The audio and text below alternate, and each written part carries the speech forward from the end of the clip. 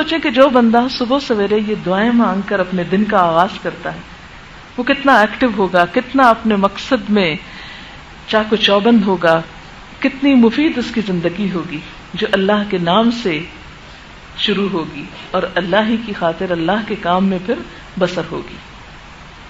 اس لیے یہ دعائیں بہت ہی مفید ہیں اور اگر ان کو پابندی سے آپ پڑھیں تو اپنے اندر بہت چینج محسوس کریں گے. اس کو آپ بسہولت کیا کر سکتے ہیں، قرآن پاک کا جو نارمل نسخہ عموماً صبح کے وقت پڑھا جاتا ہے اس میں روز کا جو سبق آپ پڑھتے ہیں اس کے اندر رکھ چھوڑیں. ان قرآن الفجر کان مشہودا، فجر کے وقت قرآن پاک تو پڑھنا ہی ہوتا ہے، تو جہاں سے پڑھنا ہوتا ہے وہاں سے نشانی اسی سے نکل آئے گی. قرآن پڑھنے کے بعد دعا قبول ہوتی ہے، یعنی نماز پڑھیں، نماز کے بعد قرآن پاک اٹھائیں، قرآن پاک پڑھ کر دعائیں کھولیں اور دیکھ کر پڑھ لیں. کوئی ترجمہ بھول رہا ہو تو ساتھ ترجمہ بھی دیکھ لیں. تو اس عادت سے انشاءاللہ آپ کی زندگی میں بہت سی پازیٹو چینجز آئیں گی انشاءاللہ تعالی. کیوں کہلوا رہے ہیں دعائیں؟ جو سنت طریقہ یہی ہے کہ آپ صلی اللہ علیہ وسلم جو اہم بات ہوتی تھی اس کو 3 مرتبہ کہتے تھے، سکھانے کے لیے خاص طور پر جو چیزیں ہوتی تھی، اور پھر اس کے بعد ترجمہ، اور آخری دفعہ پھر کیوں پڑھتے ہیں، اس کا کیا وجہ ہے؟ تاکہ آپ پورے احساس کے ساتھ اس کو دہرا سکیں. آپ کو معلوم ہے کہ یہاں جب ہم آپ کو سکھاتے ہیں تو صرف آپ کو نہیں سکھاتے، آپ کو اس اینگل سے سکھاتے ہیں کہ آپ کل کسی کو سکھائیں تو اسی طرح سکھائیں. کوئی اور بات آپ کہنا چاہیں؟ جی بہت اچھا سوال کیا. کچھ لوگ یہ سوال کرتے ہیں، پوچھتے ہیں کہ کیا خواتین اپنے ایام کے دنوں میں یہ دعائیں پڑھ سکتی ہیں؟ جی ہاں بالکل پڑھ سکتی، کہیں ممانعت نہیں آئی. کیا خدا نخواستہ اگر ایک عورت اس حالت میں دنیا سے رخصت ہو رہی ہو، اس کی دنیا کی شام ہو رہی ہو تو کلمہ نہیں پڑھے گی نا؟ اللہ کے ذکر سے کسی وقت بھی زبان کو روکا نہیں گیا. سوال ہے کسی دعا کو 1 مرتبہ پڑھا جاتا ہے، کسی کو 1 سے زیادہ مرتبہ، اس کی کیا حکمت ہے؟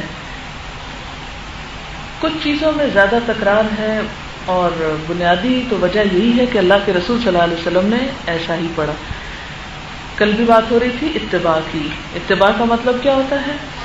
فٹ سٹیپس فالو کرنا. آپ جدھر جا رہے ہیں ہم وہیں جا رہے ہیں، ہم نے نہیں پوچھنا آپ کہاں جا رہے ہیں، بس جہاں جائیں گے ساتھ جائیں گے، پیچھے جائیں گے. بہت اچھا سوال ہے. یہ بتا دیجئے کہ صبح اور شام کی دعائیں پڑھنے کا افضل وقت کون سا ہے، اور اگر اس وقت نہ پڑھی جا سکے تو کیا اس کے بعد بھی پڑھی جا سکتی ہیں؟ جو آیت میں نے کوٹ کی تھی اس میں آتا ہے وَسَبِّحُوهُ بُكْرَةً وَعَشِيًّا. بکرا کس کو کہتے ہیں؟ صبح کو. یہ افضل وقت سورج نکلنے سے پہلے ہے، لیکن اس کے بعد بھی یعنی چاشت سے پہلے پہلے آپ اس کو پڑھ سکتے ہیں. اسی طرح وَعَشِيًّا، عشی کا لفظ اس کا معنی کیا ہوتا ہے؟ عصر کا آخری وقت. ٹھیک ہے، سورج غروب ہونے سے پہلے پڑھ لینی چاہیے، لیکن اگر کسی وجہ سے سورج غروب ہونے سے پہلے نہیں پڑھی جا سکی تو مغرب کی نماز کے فوراً بعد پڑھ لیجیے. ٹھیک ہے. اور اگر بھول گئی، اول تو یہ کہ جو طریقہ میں نے آپ کو بتایا ہے کہ اپنے قرآن پاک کے اندر رکھیے تو انشاءاللہ نہیں بھولیں گے. اس طرح دعاؤں کے بہانے قرآن کی عادت ہوگی، قرآن کے بہانے دعاؤں کی عادت ہو جائے گی، تو وہ ایک دوسرے سے سپورٹ مل جائے گی آپ کو. لیکن جن دنوں میں آپ فجر کے وقت قرآن پاک کی تلاوت نہ کر سکیں تو اس کے لیے کیا ہے کہ ان دعاؤں کو آپ ایک چارٹ کی شکل میں اپنے کسی کبرڈ پہ یا کسی ایسی جگہ پر لگا چھوڑیں، خاص طور پر شام کی دعائیں پڑھنے کے لیے. لیکن میں نے اسی طرح یاد کی تھی، رٹی نہیں تھی، ہر روز اس جگہ پہ جا کے کھڑے ہو کر پڑھ لیتی. چند دنوں کے بعد خود بخود ترتیب بھی یاد ہو گئی اور دعائیں بھی یاد ہو گئی اور عادت بھی ہو گئی. یہ پوچھنا چاہتی ہے کہ فجر کے بعد قرآن مجید میں سے کیا پڑھنا مسنون ہے؟